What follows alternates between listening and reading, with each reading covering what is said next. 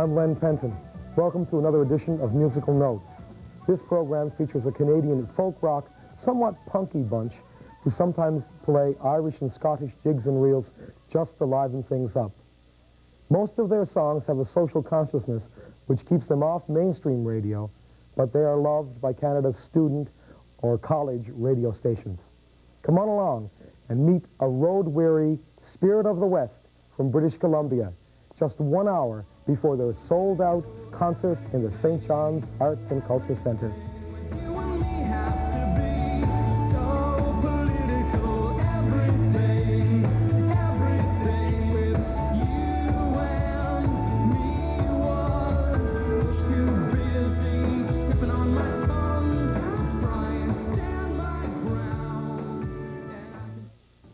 Hi, I'm Bruce Coburn.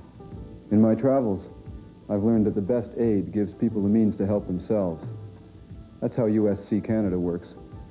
Please, support USC Canada, 56 Spark Street, Ottawa.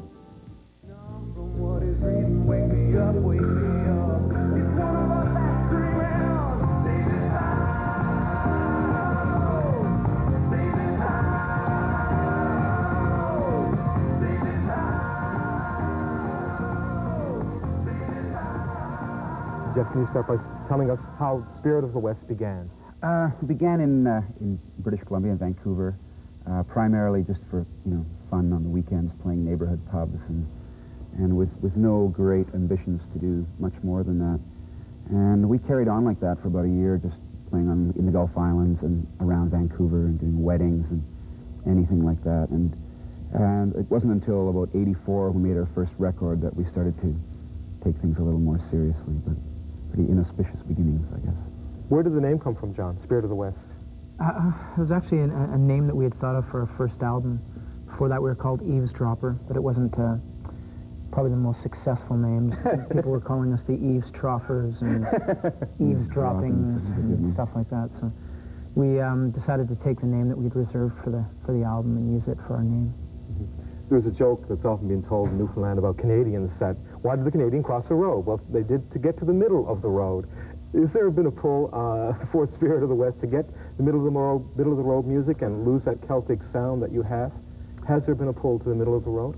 I think there's maybe been a pull away from Celtic music, but I think it's in order to just rejuvenate ourselves and try some different things. Like, we've never had drums or electric guitars, so it's more of an evolution of the sound of the band than the last thing we want to do is be thought of as a mainstream band. But we'd very much like to have some radio play and stuff like that. But I think we're more of an alternative band as opposed to kind of a mainstream band. But the sound has definitely changed and moved away a bit from Celtic music. Although when you have an accordion and a flute in a band, it's still sort of in the sound, even if it's not actually jigs and reels and things. There's still the timbre of those sounds that is still there. John, I don't want to draw direct reference to the band Bard, but they are an example of a Canadian group who started with Celtic roots and moved to the middle of the road and lost their following. Is that a fear that you have? Not really. I think, as Jeff said, our sound is really changing. And I think with every album that you make, you gain some people and lose others. It's very natural. It's just like any individual. When you go through a personal change, you're bound to make new friends and perhaps lose some of your older friends, and it's a real natural thing. We would love to think that everyone who bought our first album is going to buy our sixth album, but it's not. I think that's unrealistic.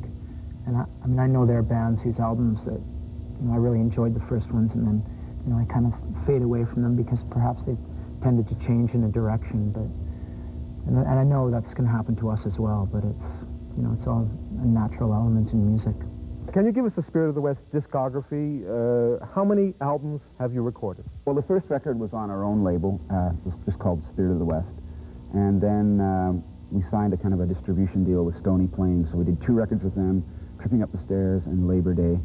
And then we signed to Warner Music, and we did Save This House and Go Figure. And the upcoming record will actually be our 7th, because there's another album on Stony Plain called Old Material, which is our first record, the best of our first record, and some live stuff which got released. So in a way we have 6, I guess, albums, but 5 really. 5.5. 5.5, kind of. Jeff, of videography now, I guess, how many videos have you produced? Oh boy. We did We've done 2 for political, and we did, what else we do? Home for Arrest. Yeah, Save This Save House. This House.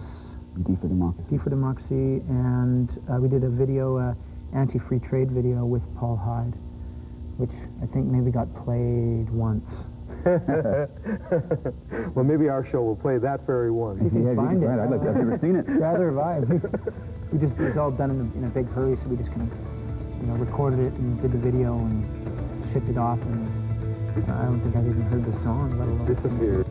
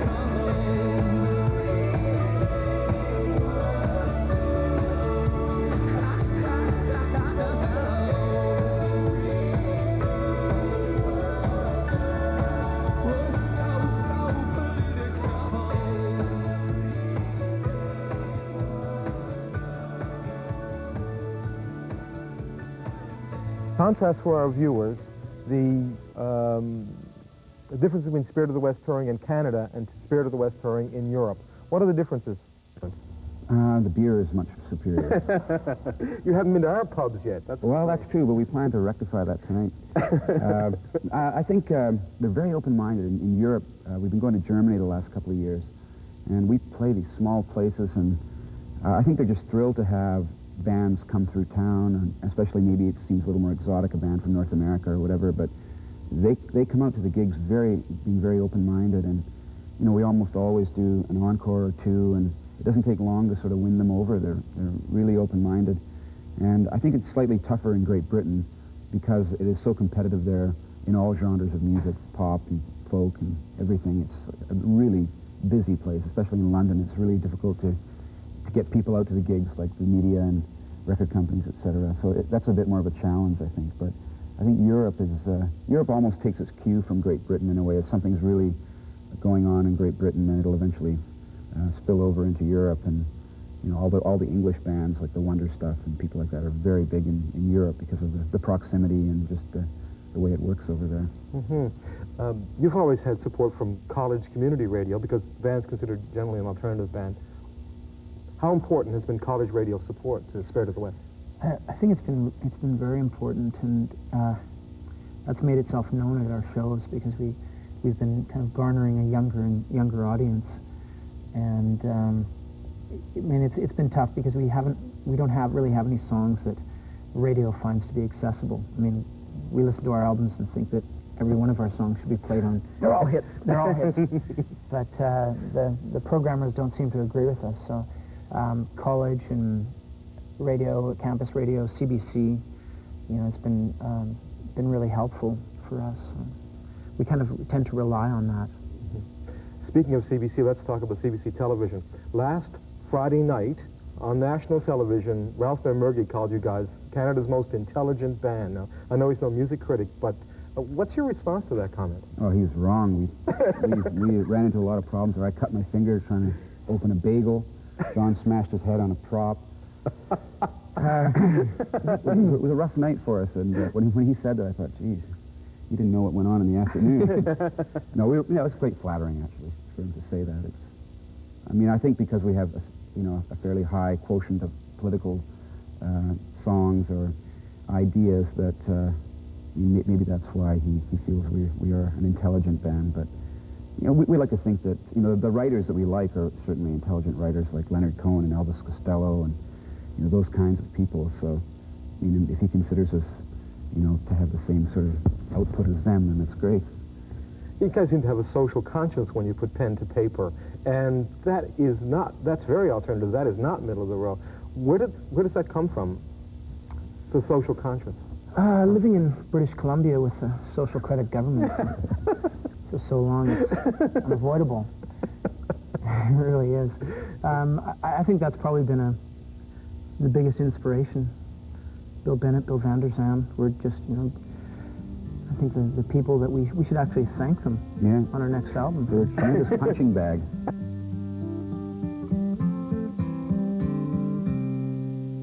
You'll have to excuse me, I'm not at my best. I've been gone for a month, I've been drunk since I left. These so-called vacations will soon be my death. I'm so sick from the drink, I need home for a rest. We arrived in December and London was cold. We stayed in the bar along Charing Cross Road. We never stopped nothing but brass taps and notes. Kept the shine on the bar with the sleeves of our coats. You'll have to excuse me, I'm not at my best. I've been gone for a week, I've been drunk since I left. And these so-called vacations will soon be my death. I'm so sick from the drink, I need home for a rest. Take me home.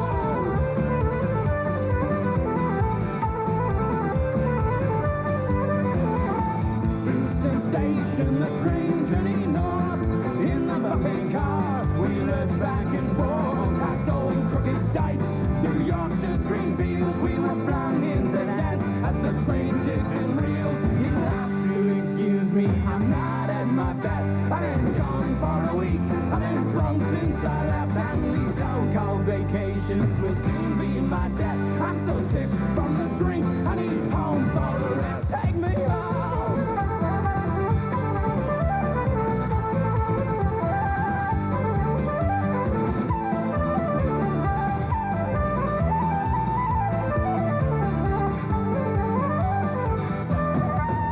By the light of the moon, she drifts through the streets, a rare old perfume, so seductive and free.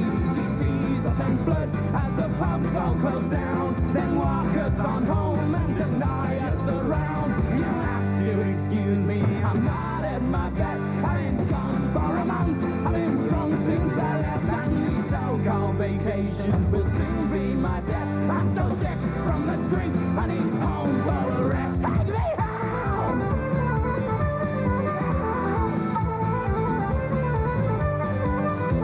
The gas heater's empty, it's down by the tomb. The spirits we drank, and a ghost in the room. I'm knackered again, come on, please take me soon. And don't lift up my head till the 12 bells at noon. You'll have to excuse me, I'm not at my best. I've been gone for a month, I've been drunk since I left, and these so-called vacations will soon be my death. I'm so sick from the drink, I need home for a rest. Take me home!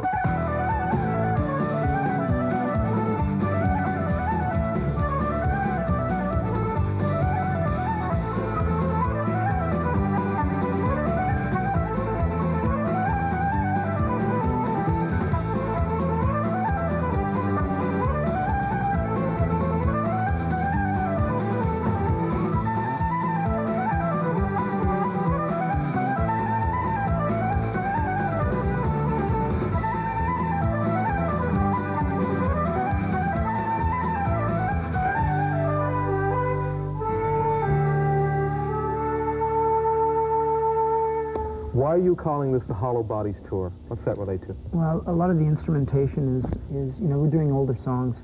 We decided we want to do some of the songs that we haven't been doing for 4 or 5 years now. And every once in a while you're at a show and people shout out, play Anonymous Gamble, and we can't even remember the chord changes, or the words or anything. So we decided we'd go out on a tour and revive some of our older material. And that's basically what it's about, because a lot of the songs are played on the acoustic guitars, or the flute is kind of more prominently featured on this tour than it would be on a current tour. Mm-hmm. So that's what this is about. Yeah, I think we want people to know that we haven't completely abandoned what we've done. We still have a lot of respect for where we grew out of and all of that. So it's nice to keep that part of us alive and vital, as well as what we are doing now, writing-wise. So it gives us sort of two different focuses, which is good. It's more of a retrospective, and it's obviously when you look behind us, it's not really a super acoustic tour. It encompasses some songs that we've just written, which are very electric and heavy, and then songs that are very light and more acoustic. So it's a real retrospective. Okay, well, I'd like to ask about Wrecking Ball in particular. Was that written here in St. John's? Yeah, Thomas Trio's band house. The one time we have been here before was the Peace Accord about 4 years ago. Was 4 years ago, something like that? 3 or 4? 89. And we almost missed our gig because we were so enamored by the song we were working on in their band house, and we suddenly realized, geez, it's time to go, got to play. So most of it was written there. I think we finished it in Victoria or back in Vancouver, so it's got a kind of a coast-to-coast feel. But we were so inspired from our first trip here. We were here for like 5 days, and we had a really nice look around and met some great people. And we feel badly that it's taken us so long to be able to come back. We've been really close a couple times before to coming, but this one just worked out well, so we're thrilled to be here. I have to ask, as a wooden flute player, Band-Aids like that would hurt you, wouldn't it? I mean, don't you bend the notes and cover half a hole on luckily occasion? it's this finger, which is the top note, which is not bent as often as some of the other notes, but I left it on the last couple of nights and it hasn't really bothered me too much. It is slightly strange getting used to not feeling the hole completely with your tips of your fingers, but I think it needs a couple more days. It was quite a deep gouge, so. How do you maintain your voice? Speaking of instruments, I guess we could say your voice is one, and you tend to be bluesy, guttural frequently. And I live a pretty neurotic life on the road. I don't quite know how everyone puts up with me, because I'm very, very conscious of, you know, of what I drink and what I eat and how much I talk. And so this tour has been quite heavy and intense, and so I've just, you know, been trying to keep care of myself and not smoking, doing all those things. And you just slipped up that one night. Just that one night.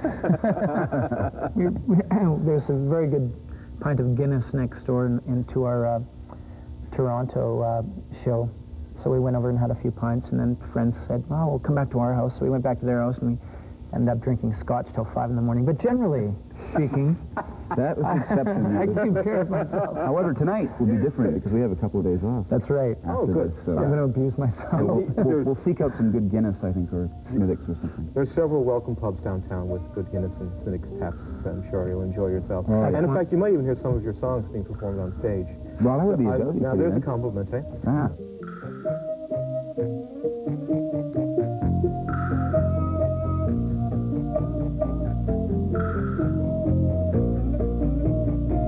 I'm not worried, it's a million miles away. Yeah, I saw the news, happens every day. Some Cronkite look-alike numb from what he's reading. Wake me up, wake me up. It's one of us that's screaming, save this house, save this house, save this house, save this house.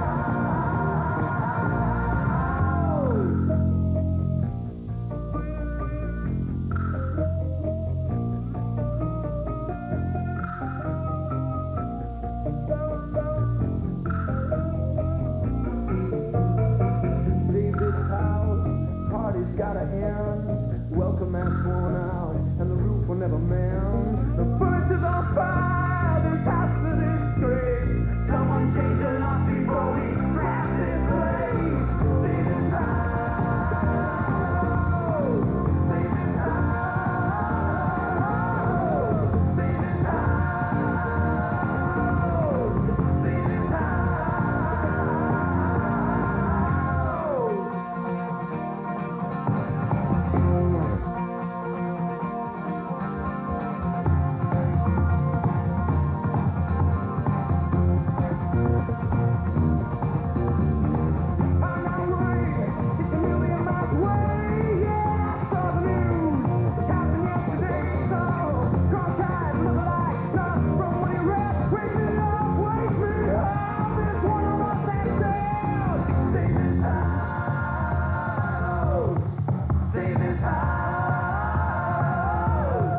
save this house, save this house.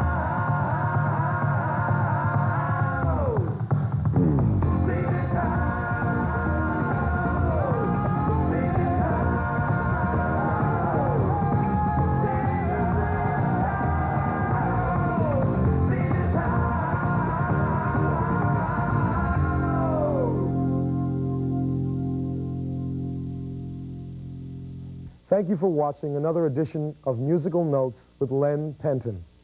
Tune in again next week as we continue this chronicle of Canadian artists and their visual as well as musical records.